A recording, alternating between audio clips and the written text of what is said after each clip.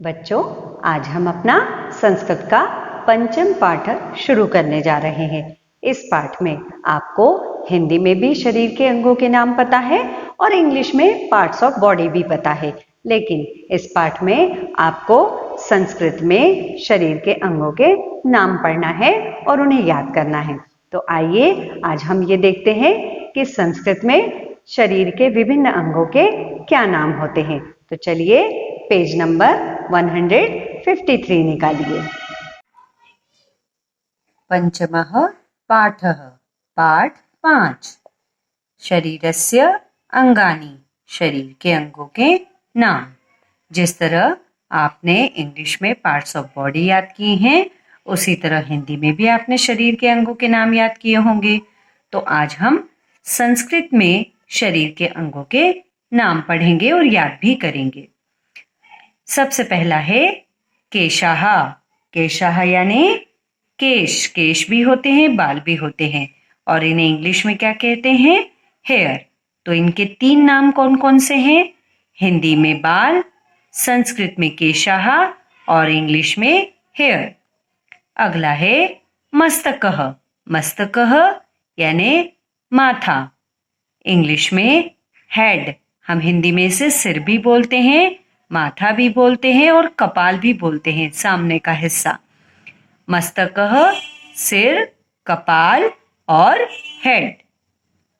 अगला है नेत्रम। नेत्रम संस्कृत में नेत्रम, हिंदी में नेत्र भी होता है, आंख भी होता है, और इंग्लिश में आई होता है। एक है तो आई, दोनों को साथ में बोलेंगे तो आईज बोलेंगे। अगला है दंताः। दंताः हिंदी में दांत, इंग्लिश में टिथ और संस्कृत में दंताः। अगला है ओष्ठः।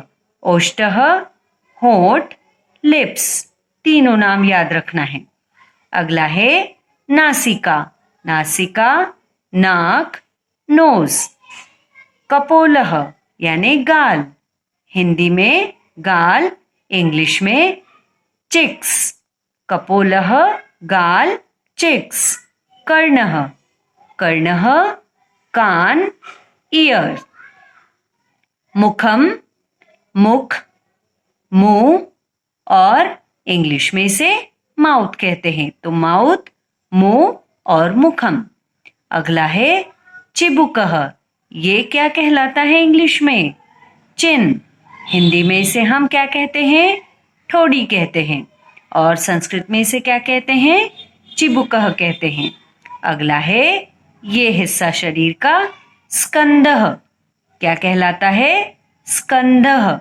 ये हिंदी में कंधा और इंग्लिश में इसे शोल्डर कहते हैं। अगला है ग्रीवा। ये हिस्सा शरीर का क्या कहलाता है? ग्रीवा, जिसे हम हिंदी में गर्दन कहते हैं और इंग्लिश में हम इसे नेक कहते हैं। अगला है बाहु। बाहु यानी पूरा हाथ, भुजाएं। अगला है अंगुष्ठः यानी अंगूठा, इंग्लिश में थंब। अब आया है ये हिस्सा, पता है क्या है ये? उदरम यानी पेट। उदरम पेट और स्टमक। पेट, उदरम और स्टमक, इस हिस्से को क्या कहते हैं? पेट, उदरम और स्टमक। नेक्स्ट है नाभिः। नाभिः यानी हम इसे क्या कहते हैं? नाभि भी बोलते हैं हिंदी में, और इंग्लिश में हम इसे क्या कहते हैं? नेवल कहते हैं। नेवल, नाभि, और संस्कृत में नाभि के पीछे आपको सिर्फ विसर्ग लगाना है, नाभिः। अगला है कटी। कटी यानी ये हिस्सा। ये हिस्सा क्या कहलाता है? कमर कहलाता है, तो कटिः यानी कमर, और इंग्लिश में हम इसे क्या कहते हैं? वेस्ट। अगला है करः। करः यानी हाथ। हिंदी में अगर यहां तक के हिस्से की बात करी तो ये करः हाथ। हम हाथ पूरा ही हाथ बोलते हैं, भुजा भी बोलते हैं, और शरीर के इतने हिस्से को हम करः, हथेली भी बोलते हैं, और पूरे हाथ को इस करः के दो मतलब है, या तो ये शरीर का ये हिस्सा सिर्फ जो हथेली वाला है, या वो हिस्सा जो ऊपर से नीचे तक है। तो करह यानी हाथ, हथेली, और हम इंग्लिश में इस हिस्से को, हथेली को क्या कहते हैं? पाम। और जो ये हिस्सा है बाहु, बाहु यानी भुजाएं, और हिंदी में, इंग्लिश में हम इसे हैंड कहते हैं। और अगर सिर्फ भुजाओं के इतने पोर्शन की बात है तो ये क्या हो गई? आर्म्स हो गई। क्या हो गई? आर्म्स। अगला है ऊरुहु। ऊरुहु यानी इंग्लिश में थाई, हिंदी में जांघ। अगला है पादह। पादह यानी पैर, पैर, और इंग्लिश में लेग्स। अगला है जानु। जानु यानी घुटना, इंग्लिश में नी। आखिरी है पादांगुली। पादांगुली यानी पैरों की उंगलियां। इसे इंग्लिश में क्या कहते हैं? टोस कहते हैं।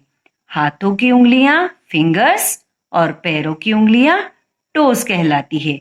उम्मीद है आपको ये सब कुछ अच्छे से समझ में आया होगा। अब एक बार हम फिर से सिर्फ संस्कृत के नाम बोलेंगे।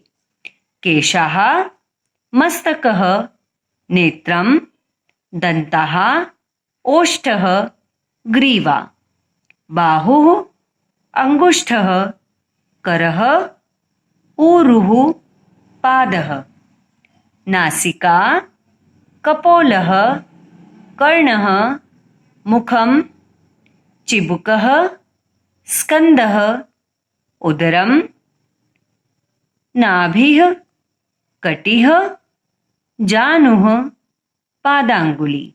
अब उम्मीद है आपको ये सब कुछ समझ में आया होगा। अब आपको इसे पढ़ना भी है और याद भी करना है।